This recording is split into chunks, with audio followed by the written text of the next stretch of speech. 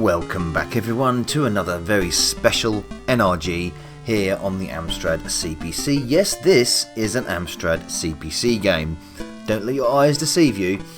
I know it doesn't look like one, but it is, trust me. You can tell by the colours, in fact. So, this was the winner for this year's 2020 CPCRetroDev competition that is held in Alicante. And this is the winning entry. And my god, it was way ahead in the voting, more than anything else. There were some really good games in this year's competition, I've got to admit. Really stiff competition. Just shows you how good this game is. Extremely polished, extremely well thought out, expertly programmed. It's an absolute stunner. So we're going to play through the first level and probably die on the second level because I still haven't managed to get through that yet. I'm a bit late with this because a lot of 8-bit channels have already done their reviews on the Abduction of Oscar Z, and I will say Z, yes, not Z, but you can say Z if you fancy. Here we go, a little story, lovely little storyboard cartoon at the beginning. Just set the story up. Essentially, sort of like, I don't know, prepubescent boy, something like that. Gets his pets have all been kidnapped. He's trying to discover why they've been kidnapped, and then his dog gets beamed aboard the alien spaceship, and so does he apparently. And off he goes into the big black of space. And that's basically the premise. So your job is to rescue said pets on the alien planet. And yeah, so an excellent little backstory to sort of build the game up. Remember the time when you used to sort of like read backstories in the inlays of cassettes? No. We're talking 2020 Amstrad CPC gaming now, and things have really advanced. I mean, good grief. I mean, a couple of years ago when Pinball Dreams was released on the Amstrad, that was an absolute game changer when it came to what the Amstrad can do and unlock the power of the system. This again follows in those footsteps with excellent work. The graphics, there we go, loading screen, fantastic. Lovely little alien font style, alien movie font style there. And there we go, showing the movement of the scrolling there. Nice bit of gradient in on the background there. The Jigsaw 1000 would do this absolutely. If there was a plus version of this, Jigsaw 1000 version of this would be amazing. And it would run on the Jigsaw 1000 because this is a 64K game only. It is not requiring the 128K that you would normally expect of this kind of calibre of game. Here we go. Very reminiscent of Sonic the Hedgehog, that beginning bit. Here we go, and say fantastic music, but more importantly is the sprite work. The sprite work is so well done in this of the main character, Oscar. There's so many frames of animation in that little character. I'm not sure how many there is. There's somewhere between 10 and 15 frames of animation, and that is incredible for one single sprite on the Amstrad. But look more importantly at the way it moves. It scrolls, and people joke about the Amstrad saying it can't scroll. Wrong, it can. It can when put into the right hands and using the correct methods of what the hardware can do. And there we go, full screen scrolling. This is full screen, sometimes known as overscan, but more accurately full screen. So no borders. I haven't stretched this at all on the post edit or anything else for this video. This is as it is captured raw. So if you put this on a real Amstrad CPC, which I have done on episode 101 of Amstrad Live Game Testing, you will see it actually does run like this, full screen on the Amstrad monitor. The idea is basically quite simple, is to collect the fruit and to give you sort of power-ups. It gives you the power-up to run, it also gives you the power-up to become invulnerable to the mines that you're jumping over here, the little alien creatures that are dotted around the place, and the big alien himself who floats around on his sort of like spaceship surfboard kind of thing, which you can steal, which I think is an excellent touch. So we've got brilliant undulation on the floor there, really clever stuff. Here he goes, really fast as well. It's fast, it's smooth, it's slick, it controls like a dream. It's got great jumping physics. I really love the jumping physics in this. Here we go, bang, got him, nicked his board. This is the one little criticism I will have of this game so far, and that controlling that board, a sort of flying saucer board kind of thing, I don't know, hoverboard I guess. Controlling that is pretty difficult. That could be a little bit better. It's a little bit tricky to control it on the sort of the speed this is going. I mean, look at how quick it goes. It goes quick when he's just running along the ground, but when you put him on the bloody hoverboard, he just moves lightning quick, and not barely a touch of judder, no screen tear at all. And there we go. Completed the first level where we rescued Mizzy the sheep. Was it a lamb? Could be. So you've got a progress bar at the top, as you can see. Rescue Donald, not Ronald McDonald, hopefully. So you've got a progress bar at the top, like I've said. Again, some colour shifts here. Stay out of the water.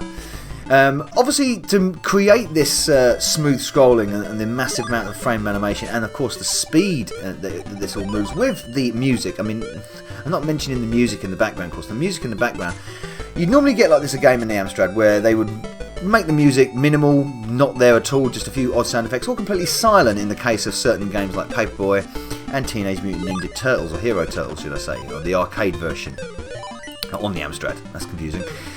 They make it pretty much silent because the slowdown that would incur from the music being played would be very noticeable. But as you can see, no slowdown at all with this music playing constantly with sound effects as well. Great use of the 3 channels of the AY, really clever use in fact, to not skip a beat, as it were. And like I said, oh damn. Very tricky. It's not an easy game either. It's not an easy game. It's got a bit of a considerable challenge to it. Like I say, I haven't played all the way through it yet, but it does have some replayability. I think it's like you get it from start to finish. You can do this in about 18 minutes, something like that. Yeah, Dreamin Bits, the people behind this game, have done some sterling work and really tapped into the strength of the Amstrad, if you ask me. I still can't get over how smooth it runs in full screen. You can find examples on the Amstrad where you've got really smooth scrolling and quick scrolling as well. In some examples, they've got really nice smooth scrolling. For instance, on budget titles like Ninja Scooter Simulator, you've got nice lovely vertical smooth scrolling on things like Mission Genocide, which uses a CRTC trick as well. But they're not full screen.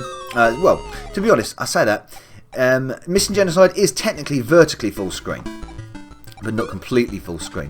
There's a little bit of jump here and there, a little screen jump. That's another little thing I have noticed, and this doesn't actually occur on just emulators, it occurs on the actual Amstrad as well. Occasionally, just sort of a little flick there. It's like a little screen flicker that sort of like jumps, the screen jumps a bit. Little tiny minor little bug that. But probably because so much is going on in this game. But you can definitely see the methods and the tricks that they've used to employ to get this thing moving so smoothly. You've got basic colour backgrounds, of course, very nicely drawn, very cartoony style to fit sort of the theme of the game. Oh, I just got away with the spikes there. You know, look at that heel, really pretty. But obviously in solid colours, you know, no stippling or anything like that, just to keep things simple. But that works well, and of course limited number of sprites on screen at any one time. That helps matters greatly too. A little bit of a flick there, as you saw. I love the reaction that you got. Little caricature of Oscar there at the top. Oh, dead. Little caricature of Oscar that you got in the top there, where he changes sort of like his pose when you're sort of like you're running full tilt, or you're got on the board or anything like that. It's kind of fun. Really lots of very arcadey feel to this.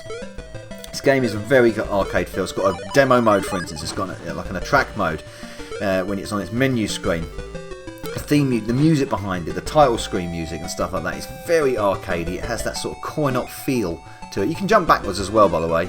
You can actually press left. If you press back while you jump, you actually will do a minor backward jump. So we're going to try and knock this alien off if we get a chance.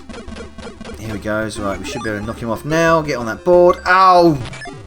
No! Oh no! And the board's flown off. Ah, and a bit of mine. Because I was looking where the board had gone.